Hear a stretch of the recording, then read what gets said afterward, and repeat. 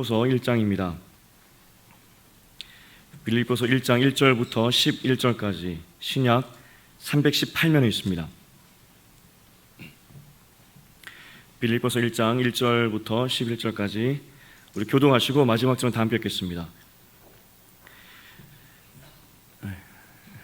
네, 제가 급하시군요. 빨리 마세요.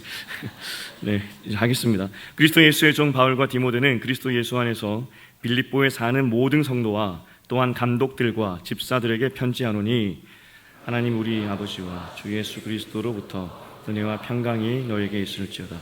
내가 너희를 생각할 때마다 나의 하나님께 감사하며 간구할 때마다 너희 무리를 위하여 기쁨으로 항상 간구하며 너희가 첫날부터 이제까지 복음을 위한 일에 참여하고 있기 때문이라.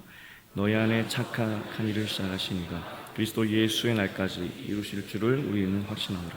내가 너희 무리를 위하여 이와 같이 생각하는 것이 마땅하니 이는 너희가 내 마음에 있음이며 나의 매임과 복음을 변명함과 확정함에 너희가 다 나와 함께 은혜에 참여한 자가 됨이라.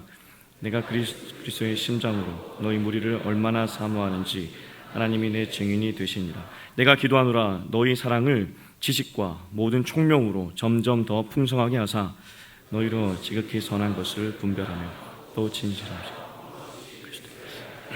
함께 읽겠습니다. 예수 그리스도로 말미암아 의의 열매가 가득하여 하나님의 영광과 찬송이 이를 원하노라. 아멘.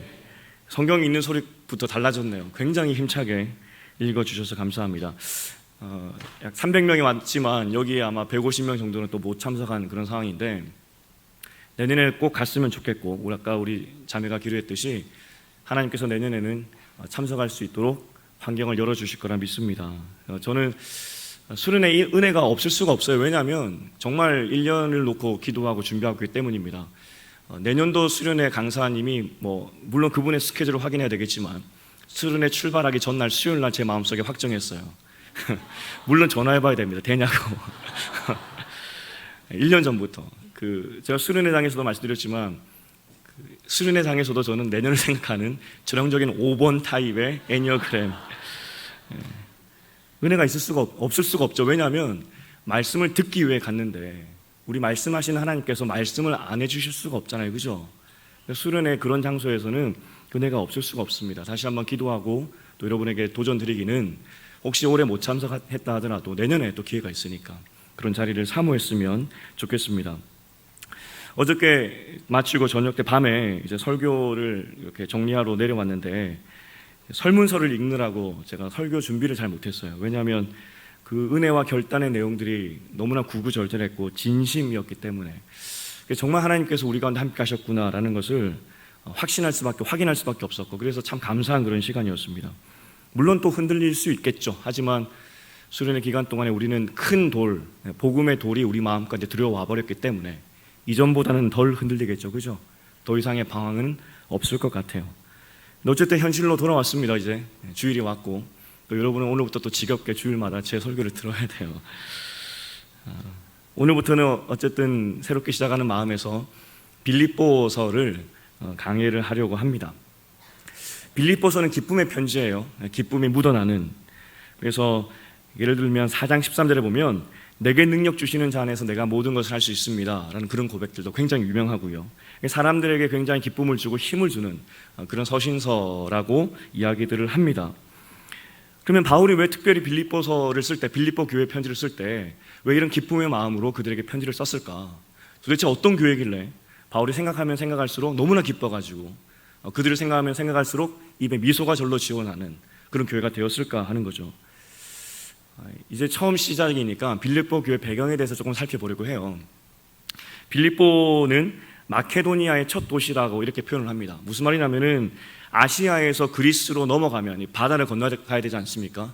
아시아 쪽에서 그러니까 유대인들 입장에서 이제 터키를 지나서 마케도니아 그리스 지역으로 넘어가면 거기 유럽이잖아요. 유럽 전혀 다른 세계죠. 그죠?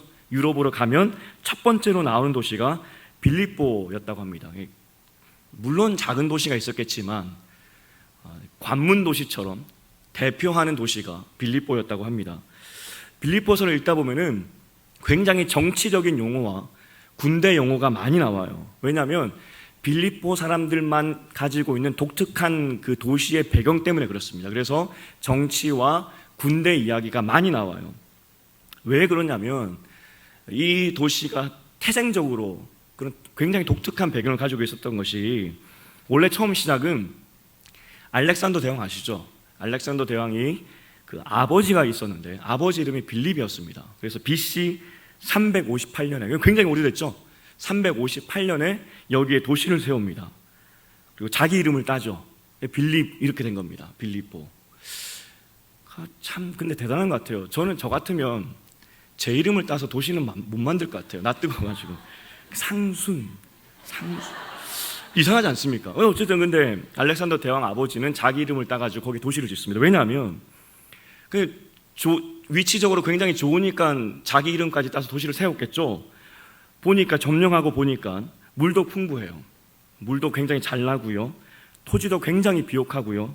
또 주변에 금광이 있어요. 그러니까 여기에 도시를 세우면은 전략적으로 굉장히 요충지가 될 뿐만 아니라 나라에도 도움이 되겠다 해서 자기 이름까지 붙여서 거기에 도시를 개척한 것입니다. 경제적으로 가능성을 본 거죠. 이후에 로마가 여기를 점령하게 되는데 식민지화합니다. 식민지화했다니까 별로 안 좋은 어감으로 받아들이는데, 로마 시대에 식민지화했다는 말은 로마 도시처럼, 로마처럼 그렇게 대우해줬다, 그 말입니다. 로마처럼 동등하게, 로마 제국의 일부로 편입되어서 로마 영토가 되었다, 그렇게 보시면 됩니다. 그러니까 로마가 보기에도 이 마케도니아, 이 빌립보 이 지역은 자기 나라 이탈리아 반도처럼 대우해주고 그렇게 여겨도 나라의 이득이 되겠다 생각했던 거죠. 그래서 그 중요한 황제 2명이 여기에 나중에 로마 병사들은 전역을 하지 않습니까? 전역을 하면 땅을 주면서 은퇴를 시킵니다. 근데 빌립보 지역에 2번에 걸쳐서 대규모 병사들을 거기 정착을 시켜버립니다. 왜냐하면 거기가 이탈리아 땅이니까. 이탈리아 땅은 항정이 있잖아요. 땅이 넓지 않잖아요, 그죠? 그래서 이 땅에 2번에 걸쳐서 대규모 병사들을 정착을 시킵니다. 그럼 정착시켰다는 말은 뭐죠? 빌립보는 결국은 로마와 똑같은 자격들, 가질 수 있는 특권들을 다 누렸다는 겁니다. 그렇기 때문에 빌립보서에 보면은 이 편지를 받는 빌립보 사람들은 이미 로마화된 사람들이기 때문에, 로마와 똑같기 때문에 정치 용어가 많이 나올 수밖에 없어요. 그들이 이해하기 때문에, 그들은 로마 사람이나 마찬가지이기 때문에. 그리고 군대 용어도 많이 나와요. 왜냐하면 앞서 말씀드렸지만 대규모로 군인들이 정착을 한 도시이기 때문에 군대 용어도 통역이 되는 쉽게. 제가 대학교 1학년 때였는데 복학한 형들이 와가지고 대화를 하다가 제가 문화적으로 도무지 적응이 안 되는 단어 한 가지가 있었는데 빡세다는 단어였어요. 제가 태어나서 처음 들어보는 단어였어요. 저게 사투리도 아니고 저게 무슨 의미일까? 그래서 형들한테 물었어요. 빡세네. 그럼 욕 같기도 하고 굉장히 듣기 싫었었어요. 근데 물어보니까 군대에서 쓰는 용어래요. 저는 처음 들었거든요. 그러니까 이런, 물론 이게 약간 나쁜, 뭐라고 해야 되나, 하여튼 그 군대에서만 쓰는 그런 용어들이긴 한데, 어쨌든 이 빌립보서에 보면은 다른 서신서에 나오지 않는 군대 용어들이 좀 많다. 왜냐하면 배경이 그렇다는 겁니다. 결국은 빌립보 사람들은 로마와 동등한 그 지위를 가지고 모든 권위를 가졌다는 것에 대해서 굉장한 자부심이 있었습니다. 실제 로마 시민들이 가졌던 특권이 뭐냐면은 개인 사유 재산도 가질 수 있었어요. 자유인이기 때문에 얼마든지 자기 소유를 가질 수 있었습니다. 재판권이 있었습니다. 내가 부당한 일을 당하면 당당하게 재판을 요구할 수 있었고요. 세금도 감면받았습니다. 이 세금이 굉장히 심했거든요. 근데 빌립보 사람들은 크게 이 세 가지의 자유함을 얻었다는 것에 대해서 굉장히 자부심이 있었어요. 사도행전 16장에 보면은 어떻게 빌립보에 교회가 세워졌는지가 잘 나오고 있습니다.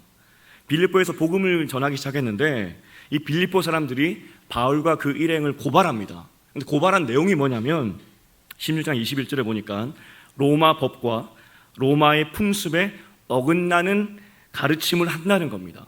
그러니까 우리는 로마 사람인데 저 사람들이 로마 법과 로마의 풍습, 우리가 이탈리아 반도 사는 사람처럼 그런 로마 사람인데 우리가 가지고 있는 어떤 전통과는 다른 새로운 풍습, 전한다고 하면서 이들을 고발합니다. 빌립보인데 이해가 되십니까? 이들은 로마 반도가 아니잖아요. 그죠? 이탈리아 반도가 아니잖아요. 그만큼 그들은 나는 로마인이다. 뼛속까지 로마인이다. 그렇게 생각했던 거죠. 이후에 바울이 옥에 갇히고 나서 뭘 이야기합니까? 사실 나는 시민권자예요 라고 이야기합니다. 당신들이 그럼에도 불구하고 나를 어떤 신문 절차나 재판 절차 없이 때리고 투옥했지 않습니까? 나 당신들 고발할 겁니다 라고 했을 때 이 빌립보의 그 지도자들이 벌벌 떱니다. 두려워합니다. 왜냐하면 그것은 불법이거든요. 여러분 이렇게 말하면은 그 당시에 이렇게 법을 잘 지켰나요? 이렇게 생각이 할 수도 있어요. 바울이 나 시민권자인데 당신이 왜 나를 옥에 갇혀게 했나요? 라고 고발하면은 그냥 대충 옛날이니까 묻혀가겠지 이렇게 생각할지 모르겠지만 제가 여러 번 말씀드렸지만 절대 현대를 산다고 과거를 무시하면 안 됩니다. 로마는 철저하게 법치주의였습니다. 법이 다스리는 나라였습니다. 고발하면 정말 문제가 생겨요. 그렇게 책임자들이 자리에 물러나야 한다든지 책임을 져야 된다고요. 옛날이니까 법이 그냥 두리뭉실하게 갔지 않습니까? 그렇지 않다니까요. 예를 든다면 여러분 조선시대에 장애인 우대법이 있었던 거 아십니까? 장애인들도 똑같이 대우를 받았고 똑같이 대우하지 않았을 때 형벌이 있었고요. 또 특별히 장애인 특별 채용도 있었다고요. 조선시대에 그런 게 있었나요? 역사를 아시는 분은 아마 알 거예요. 그러니까 우리가 현대 사니까 옛날엔 그냥 묻어놓고 무시하는 경우가 있는데 그렇지 않다고요. 그만큼 이 사람들은 법을 지켰고 그 지킨다는 거에 대해서 로마의 자부심을 느끼는 사람들이었다고요. 그게 빌립보 사람들이었고 로마 시대의 그런 배경이었습니다. 이 사람들 그러면 종교적인 배경이 어땠을까? 빌립보 사람들 다신교고 혼합주의입니다. 여러분 잘 아시죠? 온갖 신이 다 섞여 있지 않습니까? 특별히 사도행전 16장에 보니까 그때 어떻게 빌립보에 교회가 생겼는지를 잘 기록하고 있다고 말씀드렸는데 점쟁이가 돈을 버는 그런 도시였습니다. 점을 쳐주고 돈을 버는. 그 사람들은 점을 보는 거에 대해서 전혀 부담감이 없었고 굉장히 성행했다. 근데 왜 그랬을까? 역사를 조금 아시는 분, 역사 시간이 되는 것 같아서 죄송하지만 좀 알아야 되니까. 로마 시대 문화의 특징이 뭐냐면 헬레니즘입니다. 그죠? 그리스와 동방 문화가 섞여 버렸던. 그런데 헬레니즘의 섞인 문화의 특징이 뭐냐면은 많은 우상과 타락한 문화입니다. 많은 우상과 타락한 문화. 왜 이렇게 됐느냐? 아니 좋은 문화, 어쨌든 장점이 있는 문화 아니겠습니까? 동서양이 결합했으면은 더 발전적으로 가야지 왜 이 모양 이 꼴이 되었느냐? 이전 그리스 문화는, 원래 그리스 문화는 여러분 잘 아시겠지만 소크라테스로부터 시작해서 우리가 철학 시간에 많이 배웠던 그런 고차원적인 철학이 이야기가 되었던 굉장히 발전했던, 철학적으로 사고적으로 발전했던 그런 시대였습니다. 그런 나라였고요. 근데 여러분 지금 소크라테스 이야기하면은 기억나는 게 뭐 있습니까? 잘 없죠. 여러분 무시하는 게 아니라 잘 없어요. 왜냐? 어렵거든요. 형이상학적인 것을 이야기하고 나눈다는 게 사실 굉장히 어려워요. 세상이 이렇게 변했는데 그리스 사람들이 이렇게 어떤 철학적으로 사변적으로 형이상학적인 것에 대해서 선이 뭐고 사람이 뭐고 이런 것에 대해서 고민을 하다가 갑자기 동방 문화와 섞이면서 충격을 받는데 이게 충격이 어떻게 변형이 되어버리냐면은 나는 누구이고 이런 어떤 본질적인 문제에서 어떻게 사느냐, 어떻게 하면 잘 사느냐는 어떤 물질적인 것으로 이렇게 바뀌어버립니다. 그러니까 옛날처럼 어려운 것을 생각하는 그런 것은 싫고 그냥 편하게 살자라는 어떤 그런 시대 흐름으로 바뀌어버리는 거죠. 그러면서 결국 이 사람들이 만들어냈던 것이 무엇이냐면 물질주의 같은 것, 회의주의 같은 것, 그것은 그런 문화로 변질되어 버렸다는 겁니다. 그리고 희한하게 물질주의나 어떤 회의주의로 빠지면서 숙명주의 사고가 그 당시를 지배하게 됩니다. 무슨 말이냐면은 결국 신이 다 계획해 놓았는데 그러면 신이 계획한 곳에 우리는 따라갈 수밖에 없는데, 그래서 그 사람들이 궁금한 게 뭐냐면은 신이시여 제발 내 인생 가운데 어려움이 없게 하시고 그 다음 인생 가운데 나에게 잘 살 수 있도록 도와주십시오. 그래서 더 우상 숭배, 그 신을 섬기는 것이 더 횡행할 수밖에 없었다는 겁니다. 그러니까 사람이 나는 누구인가 이 질문을 버려버리고 더 물질적인 것을 추구하기 시작할 때 더 잘 살기 위해서 신을 더 많이 찾더라는 것이죠. 그게 그 당시 빌립보나 로마 시대의 문화였습니다. 그래서 숙명적인 사고는 도덕적으로 무책임해지고 타락한 성문화도 낳게 되고 신적인 힘에게 더 붙잡으려고 그렇게 노력하는 그런 문화가 당시 헬레니즘 로마 시대 문화였습니다. 그러니까 지금 바울이 사역하는 시대가 그랬다고요. 그래서 지금 이 사람들이 충격을 받는 거죠. 그런 헬레니즘 시대에서 그렇게 살던 사람들이 예수를 통한 자유에 대한 복음을 들으니까, 전혀 새로운 이야기를 들으니까, 그래서 로마 풍습과 문화를 해치는 이상한 것을 전합니다 라고 하면서 바울과 그 일행을 고발했다는 겁니다. 그 당시 사람들과는 전혀 다른 생각이었죠. 그럼 우리나라 분위기가 좀 비슷하지 않습니까? 물질주의, 회의주의, 이번 생은 틀렸다라고 이야기를 하면서. 그런데 바울이 나타나가지고 이번 생은 틀린 게 아닙니다. 하나님께서 이 생에서 구원하시고 이 생에서 천국을 만드실 것입니다. 하나님의 은혜로. 그러니까 완전히 다른 거죠. 모든 것의 시작은 이제 바울이 환상을 하나 보게 되는데, 아시아에서 사역을 하는데 환상을 통하여서 마케도니아 사람들이 나와가지고 와서 우리를 도와라 이렇게 환상을 꿉니다. 그래서 유럽으로 건너가게 되었고, 가서 처음 만난 사람들이 빌립보 사람들이었습니다. 빌립보 교회에 세워진 그 이야기를 잠깐 다시 16장에서 사도행전 거기 살펴보면은, 빌립보에는 유대 사람들의 회당이 없었어요. 유대 사람 10명만 모이면은 그 사람들은 하나님을 위한 같이 예배드릴 수 있는 공간, 회당을 짓는데, 빌립보에 회당이 없었다는 그 말은 빌립보에는 유대인이 없었다는 겁니다. 있어도 10명이 채 안 됐다는 겁니다. 보통 바울은 회당에 가서 말씀을 전했거든요. 왜냐하면 유대교 백그라운드 있는 사람들이 복음을 훨씬 더 받아들일 확률이 높고, 그리고 본인 자체가 유대인이니까 거기 또 사람들이 많이 몰리니까. 근데 빌립보에는 그게 없으니까 어디로 갔냐면은 빨레터를 갑니다. 사람들이 모여있는 곳에 갔더니 자주색 옷간 장사였던 루디아를 만나게 되고, 그래서 그 여자의 집에서 기지를 삼아서 교회를 세우는 시작을 하게 됩니다. 그러던 중에 옥에 갇히게 되고, 옥에 갇혀서 찬양하던 중에 지진이 일어나서 옥이 열리고 자기 수갑들이 다 풀려버리고, 그때 간수장이 그 상황을 보고 옥문이 열려 있으니까 다 도망간 줄 알고 나는 죽었다면서 자결하려고 할 때 바울이 나 도망 안 갔어요 라고 하면서, 죽지 마세요 라고 하면서 그에게 복음을 전했고, 그래서 간수장과 간수장의 가족들이 세례받고, 그게 빌립보 교회 시작입니다. 그러니까 빌립보 교회의 시작은 루디아, 간수장과 가족, 그리고 나중에 정확하게 나오진 않지만 어쨌든 유오니아, 순두계, 클레멘트 그 정도의 소수의 사람으로 이루어진 순수하게 그리스 사람 중심으로 된 그런 교회였습니다. 조그만 교회죠, 그죠? 근데 바울이 이 교회를 정말 사랑했습니다. 4장 1절에 보니까 나의 사랑하고 사모하는 형제들, 나의 기쁨이요 면류관이 나의 사랑하는 자들, 이렇게 이야기하고요. 오늘 본문에서도 8절에 보니까 내가 예수 그리스도의 심장으로 너희 무리를 얼마나 사모하는지 하나님이 내 증인이시다, 그렇게 이야기합니다. 그러니까 내가 당신들을 너무나 사랑하는데 하나님이 증인입니다 라고 이야기합니다. 바울 정말 이 사람이 빌립보 교회를 얼마나 사랑했는지 좀 이해가 되십니까? 느껴지십니까? 근데 왜 이렇게 사랑했을까? 특별히 많고 많은 에베소 교회도 굉장히 사랑했던 것 같긴 한데, 특별히 이렇게 마음을 다해서 빌립보 교회에 이렇게 표현한 이유가 무엇일까?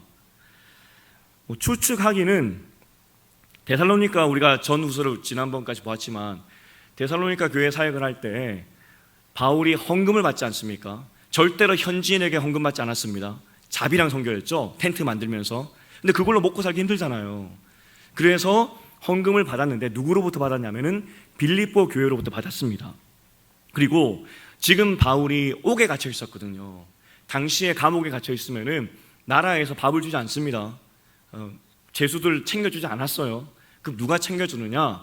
친구나 가족들이 옥바라지라 그러나요? 우리나라 말로 그렇게 도와줘야 돼요. 그 당시 그랬었습니다.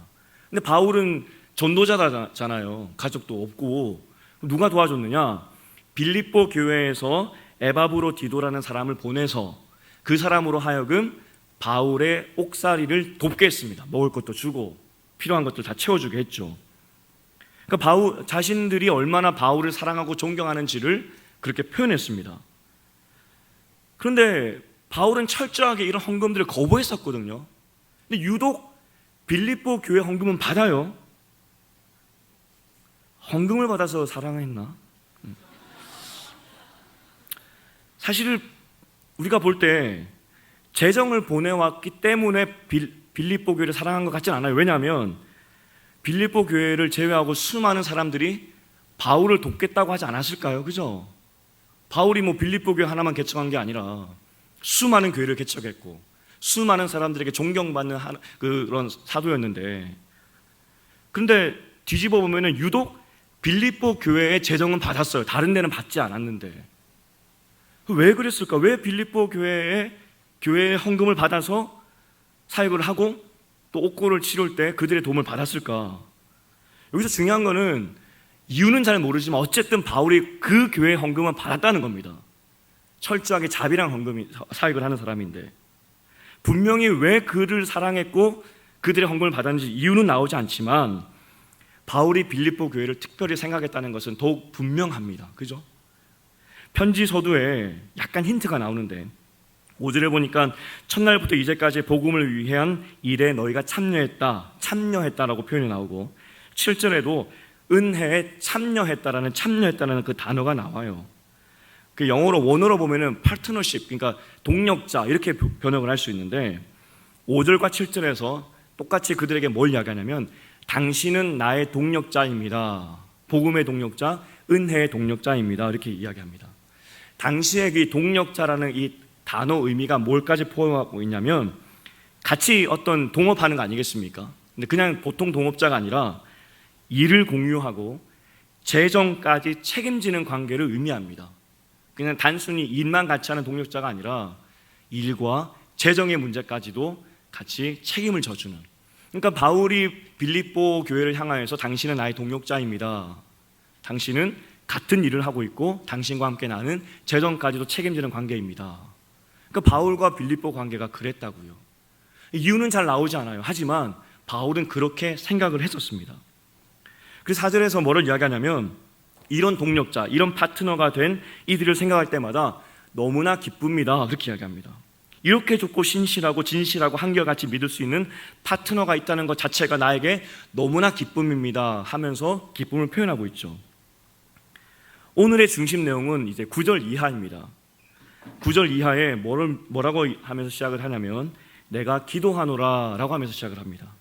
그러니까 나의 파트너 된, 나의 재정적인 문제까지도 함께 공유하면서 책임지는 나의 파트너 된 너희를 위해서 내가 기도한다, 그렇게 이야기합니다.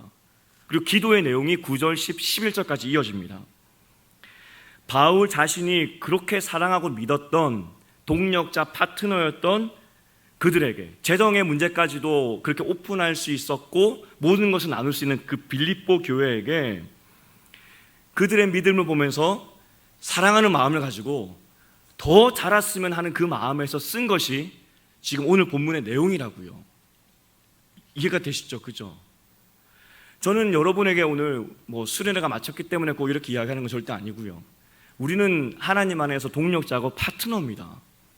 헌금하라는 그 말이 절대 아니고 우리는 주 안에서 하나님의 사명으로 부른 한 가족이고 한 목적을 향해 부르신 바 된 가족이라고요. 그러니까 우리가 그렇게 사랑하는 가족을 위해서 바울이 어떻게 기도했는지를 보면서 우리도 서로를 위해서 그렇게 기도했으면 좋겠다는 거예요. 동력자 된 사람들을 위해서 어떻게 기도해야 되는지 바울의 기도의 내용을 통해서 보았으면 좋겠다고요. 특별히 우리가 수련회 그 기간 중에 맨 마지막 날에 우리는 일상의 선교사로 부름을 받았다 그렇게 배웠지 않습니까? 일상의 선교사. 우리는 같은 하나님의 선교사로 다 부름을 받았다고요. 똑같은 선교사들입니다.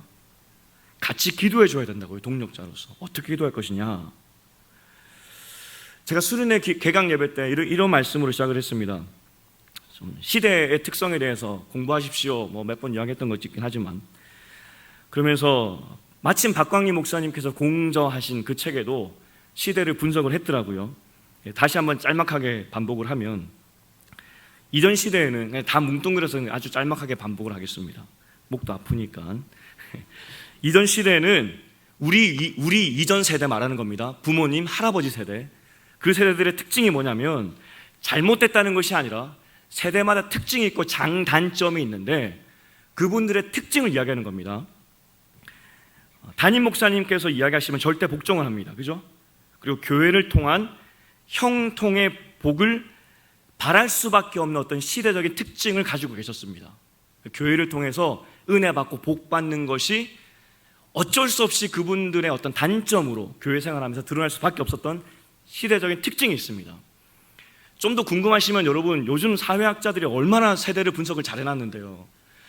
동일하게 말하는 것 중에 하나입니다.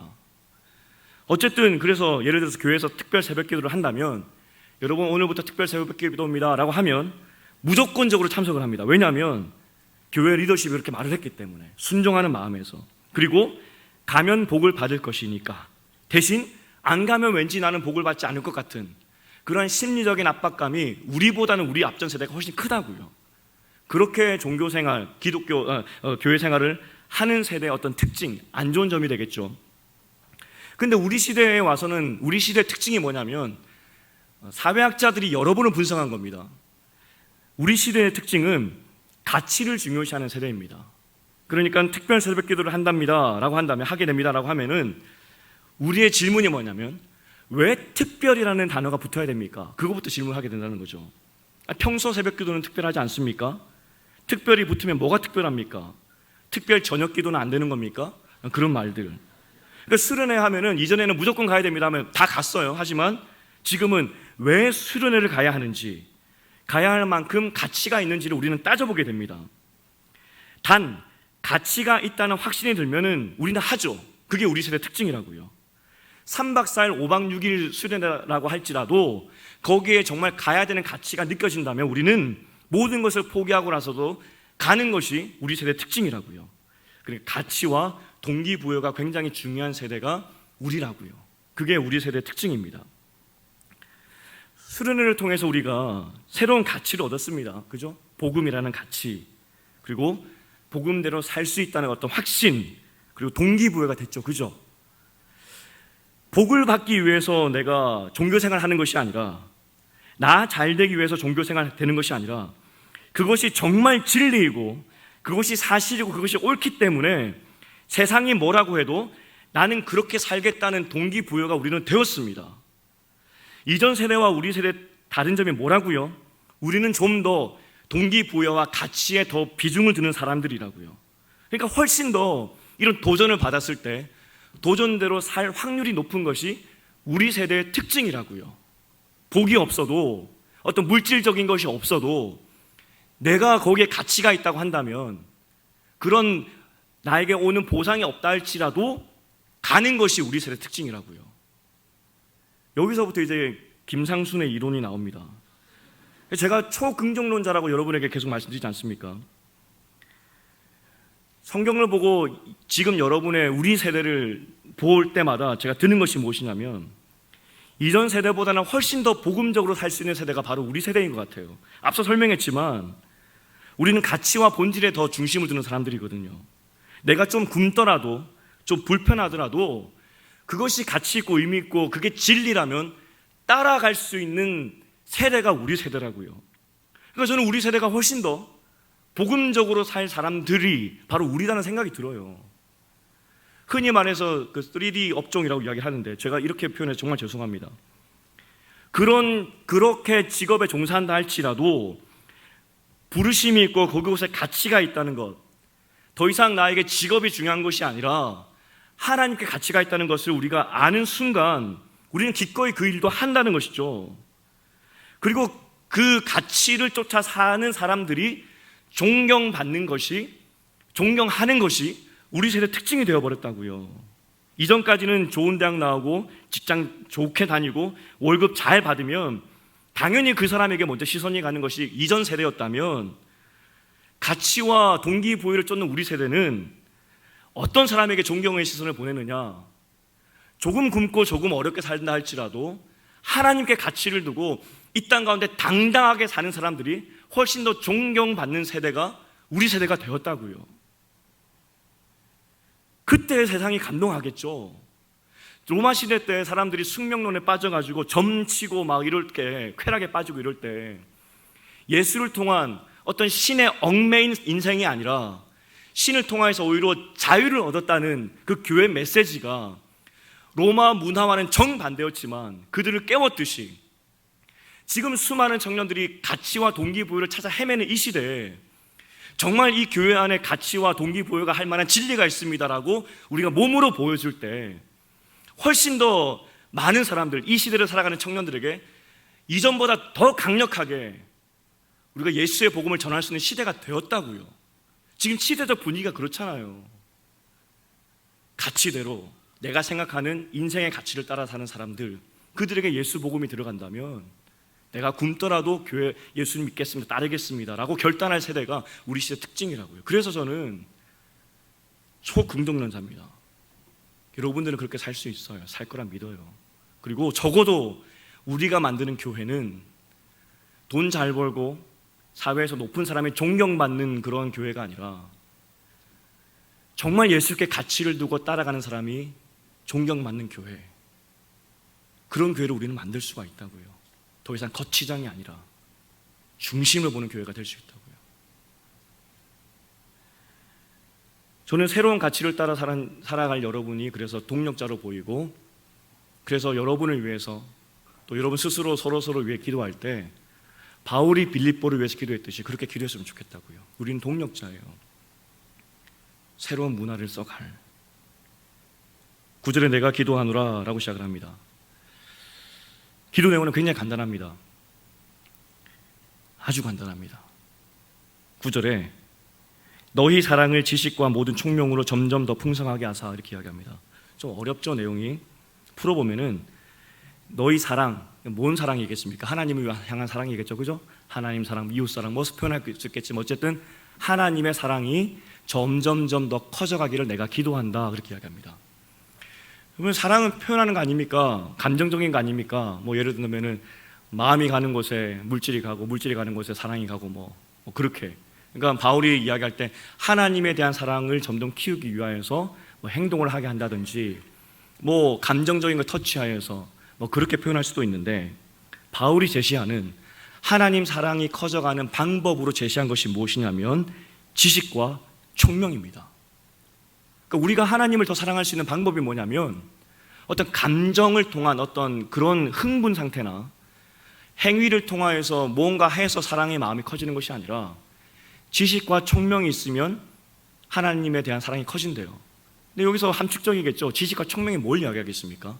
하나님에 대한 지식이 되겠고, 총명이란 게 뭐냐면 지혜입니다. 쉽게 말해 지혜. 하나님에 대한 지식과 지혜가 커져가면 하나님을 사랑할 수밖에 없대요. 그러니까 내가 너희를 볼 때 하나님을 더 사랑했으면 좋겠는데, 점점 더 풍성한 사랑 가운데 거했으면 좋겠는데, 그 방법이 뭐냐면 하나님에 대한 지식과 지혜를 가졌으면 좋겠다, 그렇게 이야기를 합니다. 그리고 지식과 지혜로 충만하여서 하나님을 점점 더 사랑하게 될 때에 어떤 일이 발생하냐면 10절에 나오고 있습니다. 지극히 선한 것을 분별하게 된다 이야기합니다. 그러니까 우리가 하나님을 향한 지식과 지혜가 풍성하게 되면 선한 것이 무엇인지를 분별할 수 있대요. 수련회 때 강사님께서 말씀하셨지만 여러분 분별력 있으십니까? 예를 든다면은 11조를 새 전 새후로 떼야 됩니까? 그게 헷갈려가지고 목사님한테 묻는 것이 우리의 분별력 아니겠습니까? 아니, 우리 분별력은 굉장히 흐려요. 저도 마찬가지지만 그것조차도 분별이 안 돼가지고 물어보는 것이 우리의 수준이라면, 말씀에 대한, 하나님에 대한 지식과 지혜가 쌓이면 스스로 분별할 수 있는 분별력이 생긴대요. 그리고 두 번째로 지혜와 지식이 풍부해지면 신앙생활이 한결같고 부끄러움이 없어진대요. 하나님에 대한 지식이 지혜가 커지면 우리가 한결같이 살 수 있고 세상을 살아가는 동안에 우리가 부끄러움이 없어진다, 이렇게 이야기하는 것이죠. 애니어그램 했지만 2번들 수치심, 가득 찬 수치심 가진 분들, 하나님의 지혜와 지식이 풍부해지면 수치심이 날아간대요. 11절에 그 결과가 뭐냐면 하나님에 대한 지식과 지혜가 풍부해져서 선한 것을 분별할 줄 알고 한결같고 부끄러움 없는 사람이 될 때 우리는 비로소 열매 맺을 수 있다, 그렇게 이야기합니다. 여러분, 열매라는 것은 내가 충분히 건강할 때 열매를 맺을 수 있는 겁니다. 왜 나에게 열매가 없습니까? 하나님 믿고 종교생활하고 있고 교회 다니는데 왜 나에게 열매가 없습니까? 그것은 뿌리부터 봐야 돼요. 정말 하나님에 대한 지식과 지혜가 있는지를 물어보셔야 돼요. 저희 사무실에 지금 나무가 하나 있는데 제 옆에 죽어가고 있어요. 너무 안타까워.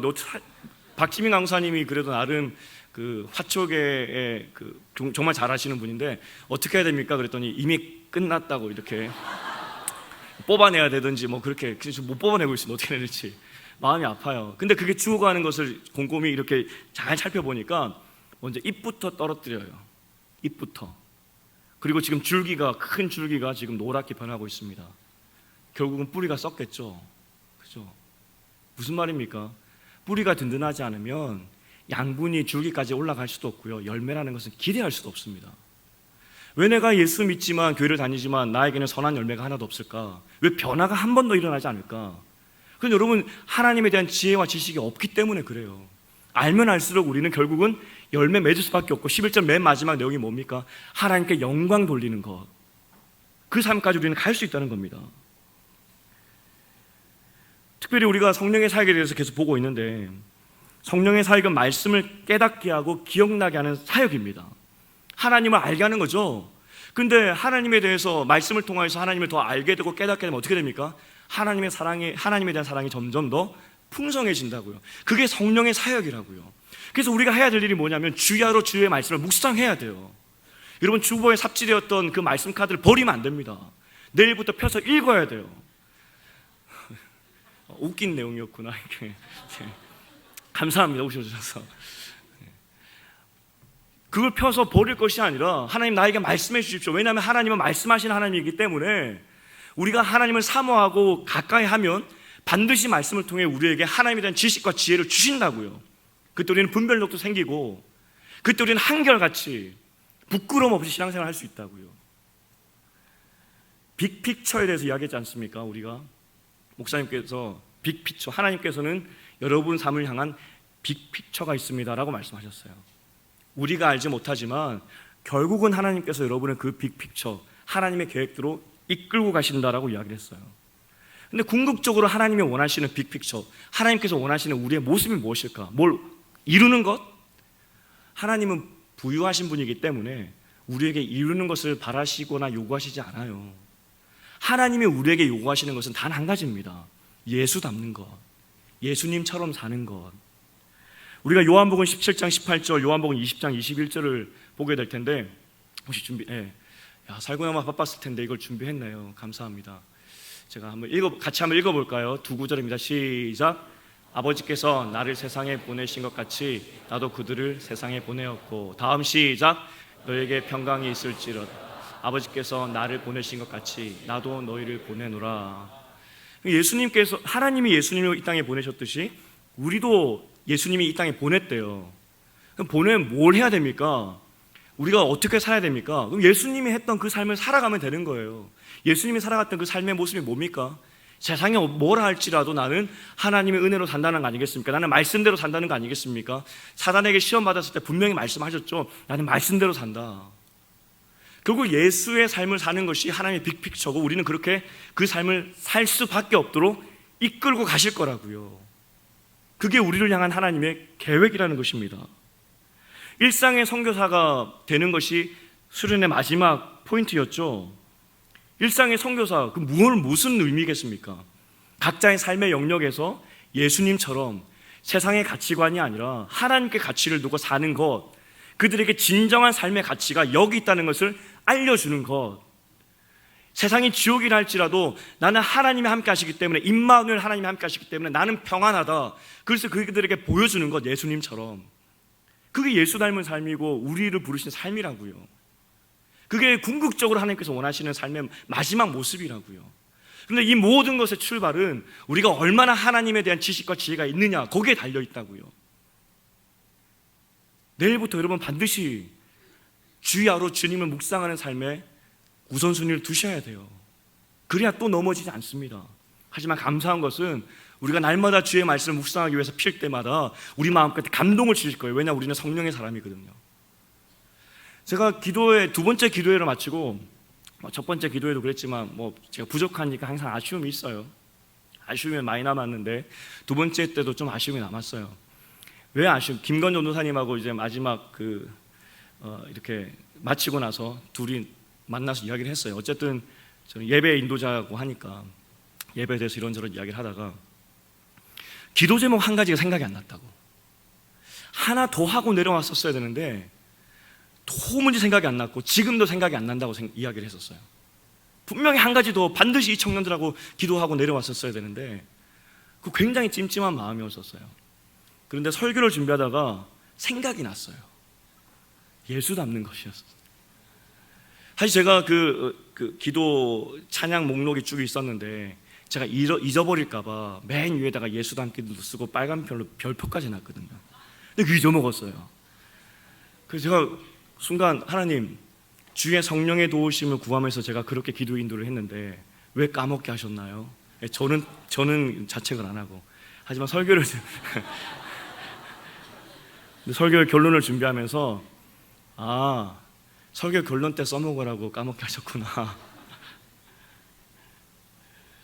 6절에 보니까 너희 안에 착한 일을 시작하시니까 그리스도 예수의 날까지 이루실 줄을 우리는 확신하노라. 사람은 변합니다.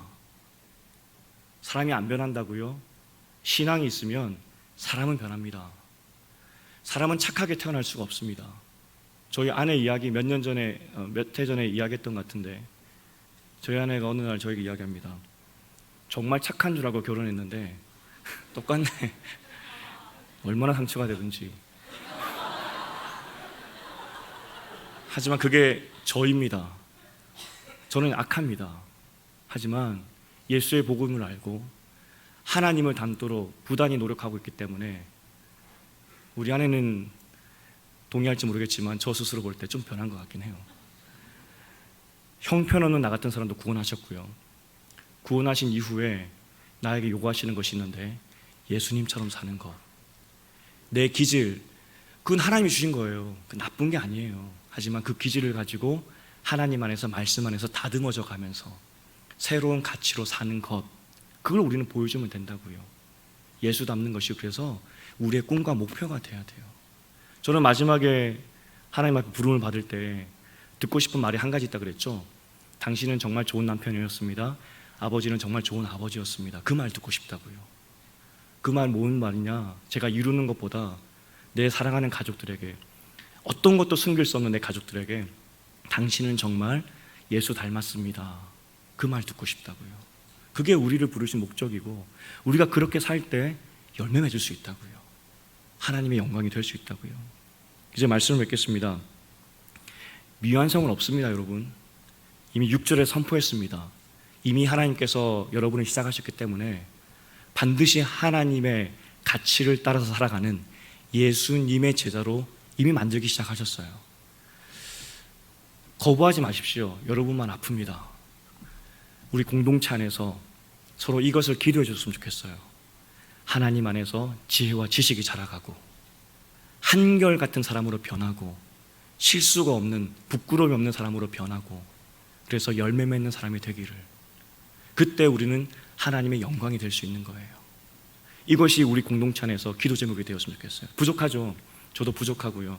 한 가지 저 변명이 아니라 저는 5번입니다. 혹시 애니어그램 하신 분 아시겠지만 5번입니다. 제가 심각한 5번인 것 같아요. 제가 몇 번 청년들에게 사과를 했던 적이 있는데 뭐냐면, 제가 생각을 하고 있으면 옆에 사람이 오잖아요. 그러면 사람이 오네? 인사해야지 하는데 그 인사가 안 돼. 생각에 빠져가지고. 그래서 돌아섰다가 다시 가가지고 아까 미안해요. 내가 잠깐 딴 생각하느라 인사를 못했어요. 이것 때문에 상처받은 지체도 꽤 많을걸요. 수련회장에서도 이러지 말아야지 하는데 저는 내년 생각하느라고 뒤에서 멍하니 생각할 때가 참 많았어요. 내가 왜 이러지? 근데 저는 위로받았어요. 내가 이런 사람이구나.